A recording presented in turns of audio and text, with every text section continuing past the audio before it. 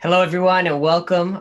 This is a impromptu edition of Rebel One Live. I'm here with good friend of mine, Sherman Williams. He's the managing partner at the Academy Investor Network. You'll hear more about them next week. He's going to share that story. He's also investor in several companies, Scout at Scout Ventures, a venture partner at Scout Ventures, formerly a U.S. Navy officer, and also graduate of Booth. So thanks for joining us, Sherman. And excited to dive in today. Yeah, absolutely. You But know, yeah, I know we were chatting offline, and to bring we want to bring more of a informal conversation, but the topic we're covering today is very much on topic with what's going on in with all the protests, and everybody's talking about institutional racism, and how does that relate to venture. And some people may be tired about the topic, but we can't be tired about the topic. We have to talk about it and figure out what do we do now. And I think that'll get people out of the angst, but also thinking about understanding. So just to give a little context, but I want to pause and turn it over to Sherman. I know when we were talking, you wanted to talk about like why are people so upset, right? And you talked about the social contract being broken. So if you can, I want to kick it off there. Do you want to open up and share a little bit about how you think about that? yeah. So, I mean, um, I do feel like the social contract en masse between African Americans and U.S. society and all its institutions. That's from government, that's business, um, are with the exception of culture, where they seem to like our African Americans' athletic abilities and our singing and entertainment abilities. That's the social contract is broken. So social contract is the thought process is you as a citizen are willing to give up certain freedoms or compromise, maybe it's a better word, because you're getting certain things back in return. And I clearly with these protests, African Americans are voicing from the top down. You had the CEO of Merck, who's African American. You've had several prominent Robert Smith come out, richest African American in the United States. The athletes, et cetera, who've all come out and basically are saying, and the way I like to look at this is that the social contract is broken. We are not getting back from the U.S. and therefore we're not really to compromise anymore. Therefore, we will protest, et cetera. Right, and that manifests itself in different ways. Worst case scenario, it turns into violence. And looting is not violence, right? Damaging a property is not actual harming another human being. So I want to caveat that, but it's not cool necessarily, particularly for that business owner, for you to damage their property. But that's how it ends up manifesting itself. So the social contract hasn't really worked ever in the United States. It's improved dramatically since en masse for African Americans. It's improved dramatically since 1968, and the several laws, the Immigration Act, the Voting Rights Act, et cetera, and all in the mid to late 60s. And it's improved dramatically. And I think my family, I'm African American from the South Side of Chicago originally. Then my parents moved out to the South suburbs.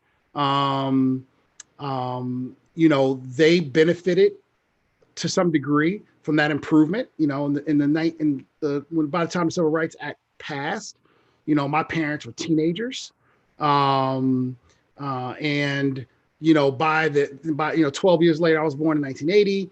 By the time of the 1980s, they started to be able to get somewhere. But if you think about it, after we had from 1619 to 1865 slavery, well, you can say 1861 to 62, and then Emancipation Proclamation, or whatever. And then you have the bloodiest war we fought in U.S. history. Then from 1865, we had a Reconstruction period for about 20 years. So from the 1870s, 1880s through 1968, African Americans had a quasi freedom, and in the worst parts of the country, they lived in almost a terrorist. They were under like a terrorist like presence. If you look at the lynchings, et cetera, et cetera. And then even after the 1960s, you had redlining, you had disparities with respect to healthcare, disparities with respect to education. Can you talk about what redlining is? So redlining, redlining is where people, African Americans, are prevented from living in certain neighborhoods. And the reality of it is a very simplistic way of saying it, but I just want to be quick.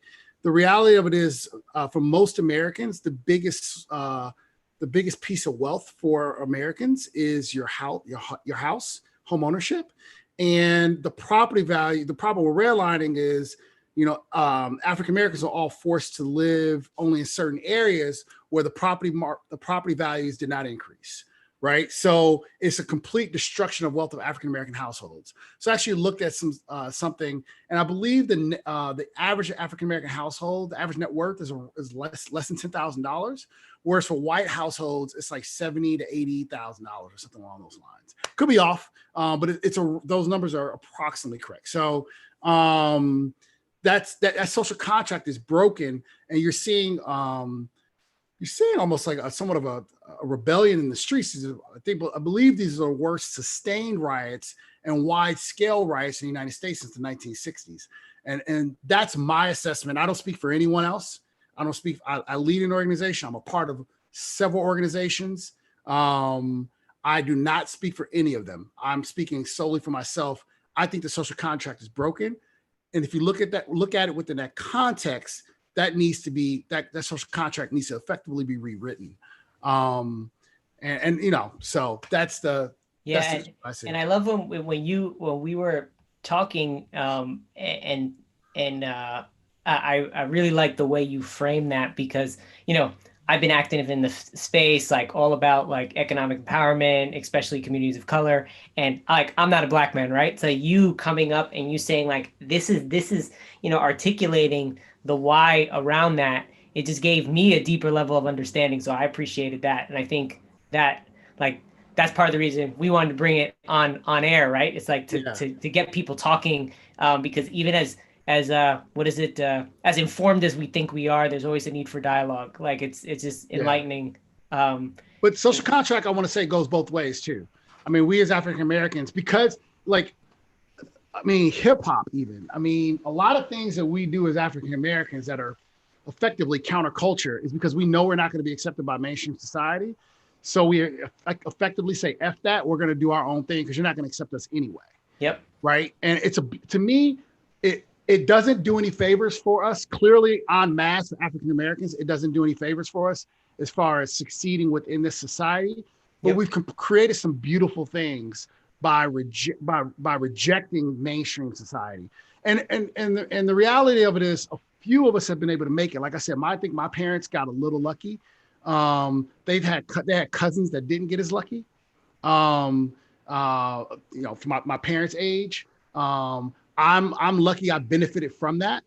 But then I also have, friends, family members, other people who were not necessarily able to benefit from this. So the reality of it is only very few African Americans have been able to make it through, and they've been able to work within the social contract. But even amongst us, the people who have been able to thrive, within the society, within the societal structure, of course, we see a ceiling. Only, it's very difficult to make it through. Our skin color really does not do us many favors. Is the reality. I choose to be an optimist. I see it as a superpower. Yep. I see it a different way because it makes you wildly resilient. But that's what I'm trying to voice is what I assess in my thoughts only. A lot of African Americans feel, and I don't think that we will be able to move forward en masse, because I'm not worried about necessarily myself if I ever have children, or even I have some family members that are doing extremely well. I'm talking about the average African American, people who are lower on the socioeconomic totem pole. I care about those people. I don't see those people who are my people succeeding en masse until we rewrite this social contract. Yeah, absolutely. And it's interesting. And you talk about rewriting in terms of action, and where do you think it seems like such a massive problem. I hear people like over and over. I think people are tired, not only because it's there's been so much, I would say, tense moments in the last couple months, right? With and newness in a sense, but at the same time we're faced with challenges that we need to act on, we need to confront. Yeah. So Sorry, go ahead. no, I was gonna say it as it relates to like confronting this, and actually, I think you put it before. You're like vote. You either vote to change the system that hasn't been working, so you revolt, which is a little bit of what's happening, or you leave, right? Right. So and you framed it that way, and I thought that was great. Yeah. The question is, how do we do well? Voting I think is baseline. We shouldn't be talking about that. We should just be doing it. The question is, Right. how do we don't how are we more revolutionary than evolutionary, because right. we're not evolving fast enough to. Well, so first of all, African Americans have been systematically disenfranchised from voting. And a lot of minority groups have in the United States we had to vote. We had to have a Voting Rights Act. About 100 years after we received our freedom, when part of our freedom is supposed to be we have automatically the ability to vote, right? Once we reach a certain age. So that's my saying. I like to say vote, revolt, or leave. We have to choose. But I do want to level set first. I've been having conversations with a lot of African-American men and a few African-American women, and who are in my circle. For me, I'm not surprised what's happening. A lot of African Americans are actually shocked that a lot of non-Black people are surprised, because we've been talking about this forever. Yeah. Right? Like, I mean, Black people, like, police have been killing Black people forever. Police have been abusing Black people forever. This is nothing new. Yeah. So we're actually shocked, like, oh, you all had to see it on the camera? Right. And like we've been saying on Black Twitter, like, shout out to whoever created the cell phone camera. I think it was a guy at Motorola, right? Or I think it was actually Japan. The smartphone was Motorola, and then Japan, they supposedly this first smartphone camera, right? But I mean, this is nothing new. Yep. We have to. I do think a lot of African Americans become nihilistic in their attitude, meaning like everything's lost. Like you said, the problem's so intractable. There's no solution. I personally choose to. Yeah, I don't think it's intractable. I think that's how some people feel. That's what right. I feel like that we can work within the system. You saw that our forefathers in the civil rights movement, they worked within the system through the courts. They had the threat of violence. Malcolm, Black Panthers, etc. MLK, even he's the story of MLK has been, for lack of a better word, whitewashed, just been Disneyfied. Yep. Like, MLK had hitters like down in the South, because no one's going to just keep walking around getting your head cracked in. And we did bring a threat of violence that we would bring back to the people that were coming at us, right? I mean, people did fight against the KKK, et cetera, if you really look at the history of the 60s. Yep. So it's a combination of efforts that has to be brought to bear. Now, I do not condone violence. I don't condone violence in the sense that I want to try to find a better way, but I am willing to say that violence does work. I'm ex-military. I've seen this. I've been on multiple deployments, right? Violence 100% works. We're at peace talks with the Taliban, we struck a deal with the Sunnis to fight against the Shias in Iraq. And the Sunnis were killing us also before we struck the deal with the Shias, right? So I've seen in my own personal life examples of violence working. Now, I hope and will actively work to find a different way amongst my fellow countrymen, right? Mm-hmm. And I see things a little bit different, probably than a lot of folks, because I am a veteran, right? Mm-hmm. So maybe I am a little bit more patriotic, right? But I think that we do need to figure out ways to work within the system and be shrewd as African Americans, and we need to cultivate allies. And one of the most inspiring things I've seen with this recent movement is we're shocked. We've been shocked that there are a lot. I mean, I was out in Long Island, and I might have been 5% of the people were Black at a Black Lives Matter rally this past weekend.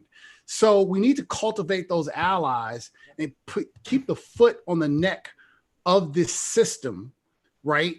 And basically articulate and forcibly rewrite that social contract, essentially saying this thing will not work because of us and our allies. This system will not work unless you change, right? And then we also, as African Americans, we have to step up and we have to say, okay, we are willing to work within the system. And I think that, although we have rejected the system at times, a lot actually as African Americans, I think people will be shocked at how, if we are given certain things, and it's not being given anything, if we're able to exercise, or we're able to have our civil rights, we're able to live like other classes within the society are able to live, they'll be surprised how we're willing to go along with the society, how we're willing to support the society. I mean, America was built and was able to advance so quickly from these small colonies that rebelled to, a couple hundred years later, one of the highest performing economic nations in the world, because it was largely backed by free labor, right? Without that free labor system, it wouldn't have been able to work, right? And then we fought in the Revolutionary War, we fought in the Civil War. They'll be surprised how we're willing to work with the system should we be allowed to exercise our rights and be able to, have a life, liberty, pursuit of happiness like more dominant classes. Yeah, and I agree with, there's a couple of things that you hit on. So, me myself don't have the experience in the military, and think about, how can we, and like you said, like some people are so upset that they'll move to violence, but the question is, like, how do we keep everyone safe, but be vigilant and not just come together, like you said, as allies. But in my head, I think about what can we do for this not to, I don't, this shouldn't be a fad in a moment.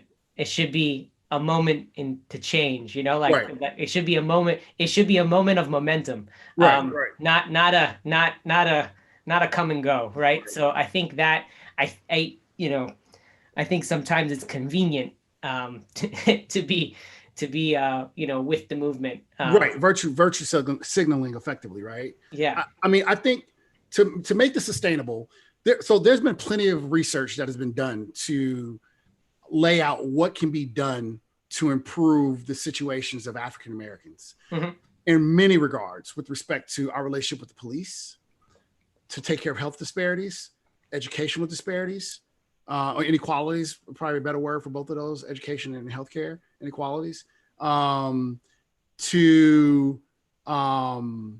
increase our representation business-wise. There's been plenty of things that have been done.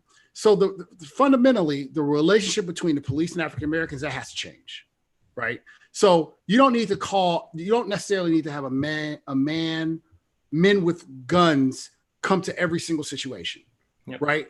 Now, look, and police to say, well, that's for you to say, who are you to say that? Because, the reality of it is, we do have our population we have more guns in this country than we do people. Right. So if you're a police officer, you don't want to necessarily show up to the scene without a weapon. Right. I totally get that. But there are a lot of mental health issues in our communities, things that do not necessarily require that police officer to respond, because if you have a hammer or I can't remember the saying, right? If it's a hammer, every hammer thinks it's a nail. Yeah. Right? So that's how everything looks like nail. Yeah. Everything looks like a nail. Right. That's how they're going to react. So that whole relationship needs to change. And also I've seen police recently that have done things that would have gotten you kicked out the military. At the least, at a minimum, sent home from deployment and probably kicked out of the military. We would not have done that. And you would have created an insurgency. And what are some of those things? I mean, I saw Minnesota police, yelling at people to get back into their house. And these were white people that were yelling at, by the way, and shooting paintball guns at their house, like yelling at them, get back in the house, like threatening them, et cetera. That wouldn't have flown, mainly because in Afghanistan and Iraq, they would have shot back real bullets. Okay. And you would have caused a greater commotion than was necessary. Right. So that's one. I want to quickly go through this. I would have that relationship has to change, has to be focused on. I believe that, and there's plenty of research to back this up. We need to reform our relationship between cities and police unions, right? And how quickly you can fire a police officer. That needs to change, because you do have some bad apples. I do believe that a good amount of police are good and mean well. From what I see, and only based off my experience in the military, I'm 39 years old and I spent a third of my life in uniform. Mm-hmm. But when I got out of the military, it was about half my life. All right, at that point, right? So I spent good amount of time.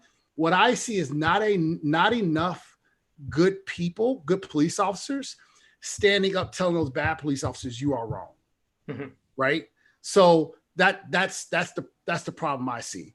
And so that needs to change. I think that our education system, that needs to change. Now, a lot of that needs to happen in the home. And like we as African Americans need to have a better culture of education amongst ourselves, right? And then from a city standpoint, they need to put our African American children in better environments in which they can learn, right?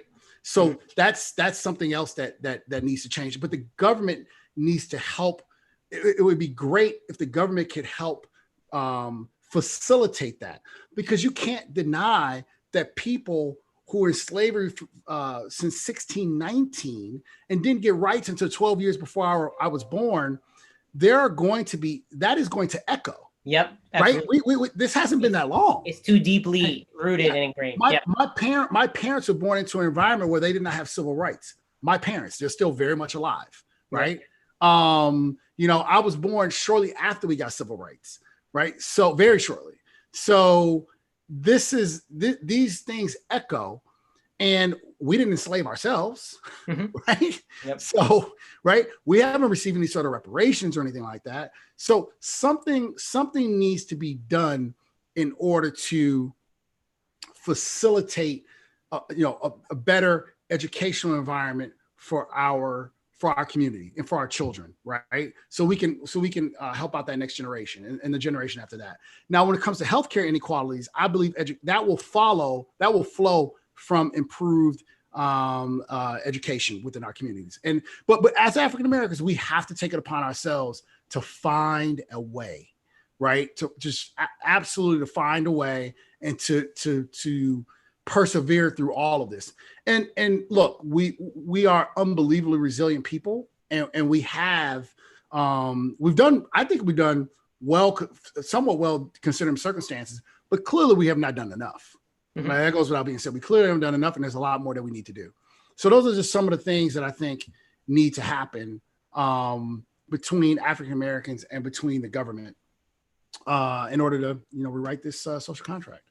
And what are some things that, like you mentioned before, you went into the protest, there are people coming out, right? The allies, like different groups saying, like they're standing, right? Because there's a clear way to contribute, right? Show up, right. Say something. Right. So what's the next way? Like both ways. It's like, what does the Black community enlist? And then how, and almost making it clear, like, how do we help each other? Let's talk about that within the context of VC, right? Sure. Yep. So we do need more we do undoubtedly need more capital going to Black founders. But I would advocate for more capital going to Black GPs. I would advocate for more institutions to allocate capital to Black GPs. And naturally those Black GPs, and don't limit those African-American GPs to investing in Black founders. Don't do that. Yeah. Right. Yeah. Let them invest in let them make money and hold them to the same standard as you would hold any other GP. Right. But, naturally, I would assess that naturally, and it's a hypothesis, I could be wrong, but I hypothesize that naturally those African-American founders are going to invest in other Black founders that otherwise would not have received investment capital. And VC is one of the biggest job creators in the United States. And I think it just makes sense. I think people don't understand that, like, when they look at I'm big into data and the numbers, right? Like, every year, if you look at, like the numbers from the Small, Business Administration talks about somewhere to the order of 500,000 to 600,000. I mean, different sources change, but you're talking about tens of thousands of companies are created, right? Yes. And then angels invest in, 30,000 of them, a fraction, right? And then, the top, like it's like these very small networks, right? So these investors, right? Like if they're mostly, they're just overwhelmed with inbound, like 600,000 new companies every year, compounded over years, being inbound from starving companies that are trying to get off the ground. Who are they going to turn to? They're just going to get, like, we don't create more work for ourselves naturally, right? So they're not going to reach out of their personal network that is predominantly like them. And they're just going to invest in people like them. So I agree with you. It's like we come with our natural network, and, if the case for diversity isn't clear in venture, I don't know where it is. It's like the clearest in venture. It's like, I think so. There's a couple different things, and we need to realize, and we need to acknowledge. Yeah. So starting a company is one of the most risky things you can do financially, right? A lot of African Americans don't come from capital, so they can't take that financial risk. Yeah. Okay. A lot of African Americans have problems getting loans, right? A lot of African Americans don't have great credit, right? Like a lot of African Americans probably didn't come into a situation where they went to school for free, right? Mm-hmm. So they're also saddled with a tremendous amount of student debt. So so you're gonna have so that limits your pool of Black founders, mm-hmm. right? So those are things that need to be kind of taken care of, right?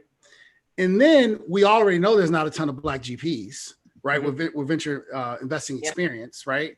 And then how many what is the largest Black VC fund, most from an AUM standpoint, Black-owned VC fund in the United States, right? It's not that large, right? And there are not that many that, let's say, have over 100 million under management. Very few.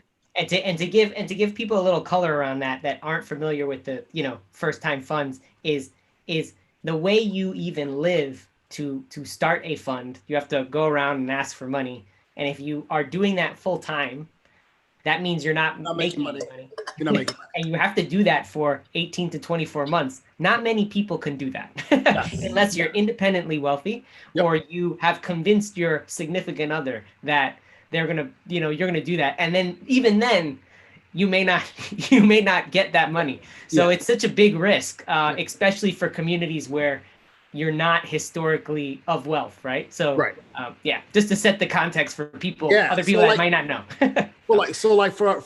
for our allies, it is, I guess the saying I saw a really good one was hire or wire, right? Yep. Either hire that African American into your fund or wire a check to a Black founder. Alternatively, the fund of funds, the endowment funds, institutions, et cetera. And this is something the government can do, or this is something, I'm sorry, not really government. This is something that local governments can do. This is something institutions can do. You see the rallies in California, right? CalPERS, increase your allocation to Black GPs, right? Do it that way, right? Identify these Black GPs who are consistently doing angel investing, seed them with a $20 million fund. Don't let them starve to have to get your money necessarily. And right. Also, they've already overcome so much relative. That's right. The delta, right? The delta. And they're also, this is one thing that drives me nuts is when a lot of these sources, they say, I can't find the talent. And I'm like, one, bullshit. But two, you have to, they're going to look different. They're going to look different because they like you said, look at the Angel track record, right? They're probably not going to have 10, 15 years at a fund. Why? Because the funds just didn't hire those types of people. So, but they may look different. They may be an angel, like you're saying, right? And they may have the same track record of success. They're just not, they don't look exactly like they don't look exactly like the white counterpart you would hire, right? They just don't. And you need to be open to that in terms of hiring. So I think that creativity in that is important, at least on the other side. So. Right. Yeah. So I mean, to me, like in VC, the number of Black GPs needs to be increased. Mm-hmm. I think that's in VC. That's in private equity. Yep. Okay. Another thing we need to do is we need to get more African Americans with debt funds. Okay. A lot of businesses don't need 0.05% of businesses should raise venture capital funding. Right. And it takes a gargantuan effort to become private equity eligible. Right. Some people need a loan. Okay. That's it. Right. Yep. And, there are things that the government can do, increasing the amount of SBA loans that can go through Black-owned banks, Black-owned institutions. So those are some other things that can be done in order to increase the amount of, increase the status from a business standpoint of African Americans, right? I think that's like almost imperative. And those are things that can be done right away.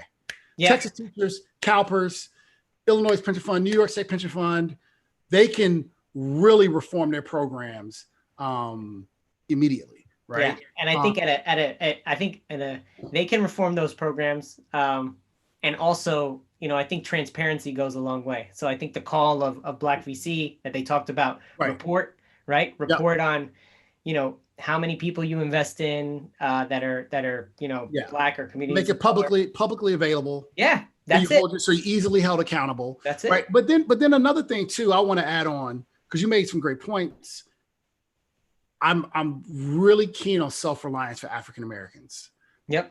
Okay. Say more about that. What do you mean? I love our allies. Mm-hmm. We need allies as a people, but we got. Okay. Yep. We don't have a lot. Let's start small and let's do what we can.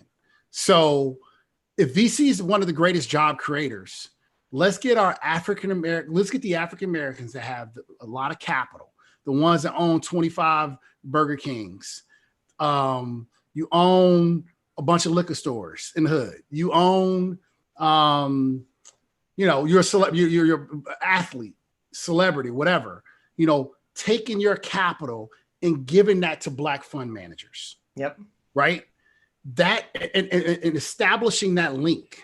Mm-hmm. Right. So, to the NBA Players Association, to the NFL Players Association, to a bunch of African-American actors and musicians, where you sit down with them and maybe there's a forum where, hey, I'm going to call in, 30 to 50 Black GPs that are raising money. And yep. Hey, you all can put money into these companies, mm-hmm. right? Into these funds, yep. Right? And these are job creators. Right. The companies they invest in are straight up job creators. Right. So that's something that's huge. I'll even go even more radical.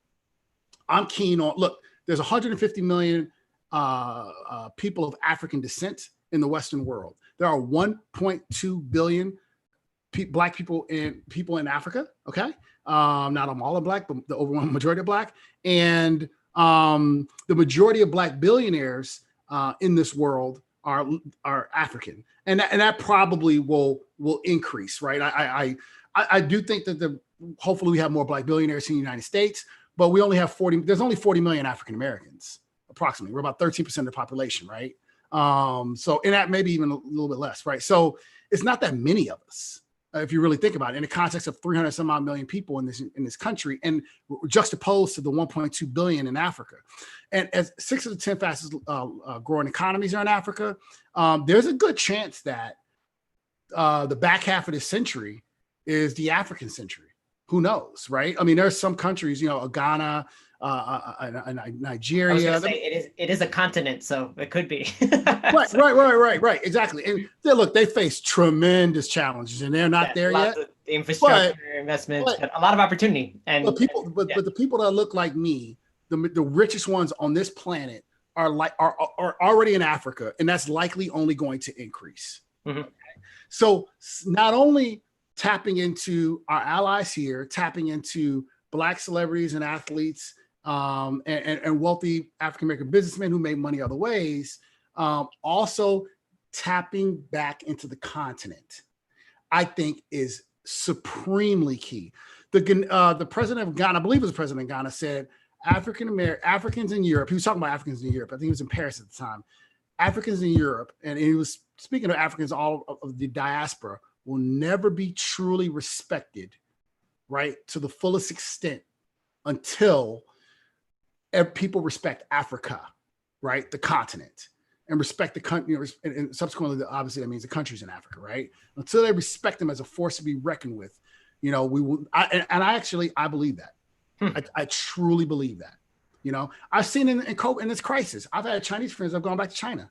They're going back to Taiwan, right? They're like, right, Taiwan and the mainland of China, right? I mean, I've got Indian friends who've gone back to India, know, and I mean, until we really need to establish those ties, and that's central to things that I do on the side, other than Academy Investor Network, as you know. Yep. You and I just helped co-lead investment into Fleeting. Fleeting, an African American founder. I'm constantly talking to folks on the continent, trying to tie back into the continent. I think that's absolutely key to what we do, because we cannot just rely. I'm inspired by our allies and what has been happening recently here in the United States. But if you really look at it from a analytical standpoint, 40 million people, 300 some million people that have been systematically disenfranchised from the day that we were brought here, right? Yep. I'm not relying on that situation. Yep. I love the United States of America. I fought for this country. I'll fight again. I say you have three views of the world. You have the Chinese view of the world, the Russian view of the world, the American view of the world. All of them have their issues, and Black people definitely know that, right? Particularly from the American view. But I will go with the American view over the Russian and Chinese view any day, right? But I think that we need to be shrewd, and we need to tap back into Africa as much as humanly possible. So, and what are ways that what are other ways that you think we can do that besides so in venture specifically, where I know we're talking about venture? So getting some of the wealthy billionaires to invest in the US, but also us investing in startups that are over there, and like that cross the both. Okay. I think that we need to be set up situations where African startups can, because you're always seeking alpha, you're always chasing alpha, right? You're chasing yield, right? So we are, it should be African setting up situations so African companies can come here. What would be beautiful is setting up situations where African American GPs can go to the continent and for demo days, right? That would be excellent. I think that inevitably a ton of growth is going to come out of the continent. Yep, absolutely. Right, relative to growth in the United States, long term. Let's say in a 100-year time frame, right? Not the lifetime of your fund, right? Yeah. But there's a lot of opportunities over there that we need to tap into, and then it's also tapping into the capital of those wealthy Africans, right? Because they'll be able to get a lot of growth, and they'll be able to have some wonderful returns. But I would challenge that they'll be able to get unicorn-like returns from their work in Africa. I challenge that. So them putting their money into African descendants of slaves, right? Like myself here in the United States, who know what they're doing and with respect to venture investing. And look, I'm somewhat new to this. Like I have peers, the Elliots, the Tysons of the world, et cetera, Ernest, the Fredericks, et cetera, all those other folks who, giving them money, Simeon, right? Maria, giving them money. And so they can go and return that capital back to those African LPs, I think is something that we need to really look into. Yeah, absolutely. Actually make happen. Forget looking into it. Yeah. So I love it. I love it. I think that's great. We talked about, dialogue, transparency, building ties with,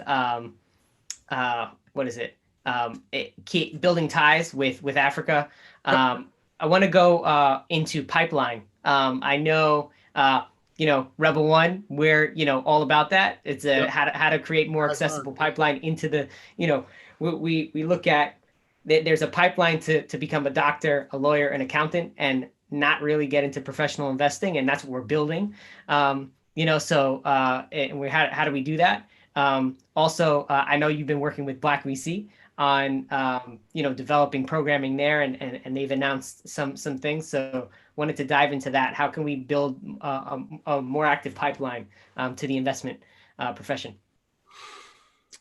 I think that, when I got out of the military, I decided to go the banking route. I don't think any path is wrong because there's no one set path to get into VC, which is a good thing, or to get into professional investing. I'll broaden the terminology, but I think that finance is one way, consulting is another way. I like the idea of joining a high growth startup. Yeah. Right. I've told a lot of people I've been mentoring who are going to business school, folks getting out the military. I like the idea of going to a high growth startup. I think that no matter what, at a minimum, you probably need to start angel investing if you have the ability to. Yep. Right. And that does hurt a lot of us as African Americans. We don't have that disposable income.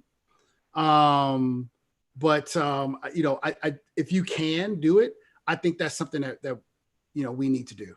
And those are a few ways to so it's really tap in, like the work with Black VC. I've been helping out John Claude there. So what's it? Morgan is her name.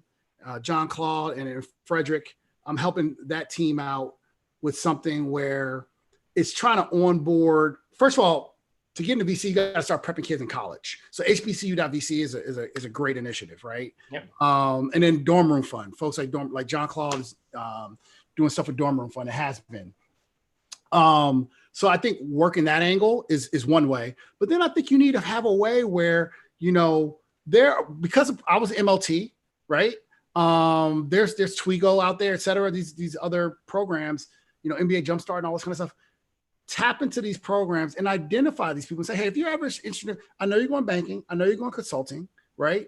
If you're ever interested in VC or coming to join it, help out on your free time with an accelerated program or something along those lines, and because you think you may want to become an investor one day, Black VC and other organizations like that can be a conduit to start those learnings, right? And let's say you get a great bonus or a couple of years of a great bonus, and you say, I can allocate $30K this year to startups, right? I'll put $5K checks into 6 companies. That's respectable, right? Absolutely. That's respectable. And not enough of that is being done. And I think that's something we can tap into. Okay. Absolutely. I do also think that as African Americans, there's so few of us though that go to elite institutions or what are considered to be elite institutions. There's so much talent in the African American community that doesn't even go to college, or if they do go to college, it's not considered to be an elite college. Yep. And we need to tap into that talent. So we do need to do things a little bit differently, which is why I think for our community, accelerated programs are probably going to be even more important, I think, for our community, right? And having those mentors. And that's where a lot of African Americans that, they spend some time at a high growth startup, or you spend time in banking or consulting, you can lend your experience to an accelerated program, right? And I do think we need more of those kinds of programs in the African American community, and they can be in person, yeah, but they can be virtual. Like I've seen some things that Jason Calacanis has been doing, and I've been participating in that. It's been phenomenal, and the startups are good. They're really good, you know. And we need, you know, we need more of that. And I'd love to see more of our prominent African Americans who've had some successful businesses to if you're not going to participate day to day, at least sponsor some accelerator programs where you say, hey, I'm going to take on 10 companies. I'm going to write $50K checks in each company. Yep. You know, I mean, I believe that's doable for a good amount of folks. So. Yeah, that's great. That's great. No, I love, especially in building, you know, there's a lot that can be done in building the pipeline and increasing the number of investors. So just to recap, you know, become an angel investor, founder. I love the joining a startup. I would say, like, you know, you're thinking of starting your career, you don't have money to invest, looking at startups that are growing and joining them. Yep.